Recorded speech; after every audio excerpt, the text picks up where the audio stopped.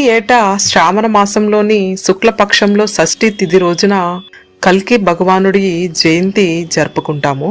కల్కి అవతారాన్ని పూజించడం వల్ల శత్రువుల నుంచి విముక్తి లభిస్తుందని శాస్త్రాల ద్వారా తెలుస్తుంది. పురాణాల ప్రకారం కలియుగం చివరిలో విష్ణు 10వ అవతారమే కల్కి అవతారం.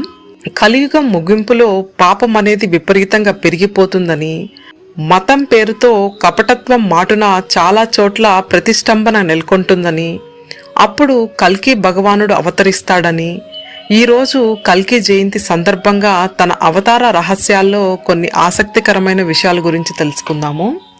శ్రీ భాగవత పురాణం మరియు కల్కి పురాణం ప్రకారం సత్యయుగంలోని సంధికాలంలో కల్కి భగవానుడు అవతరిస్తాడు.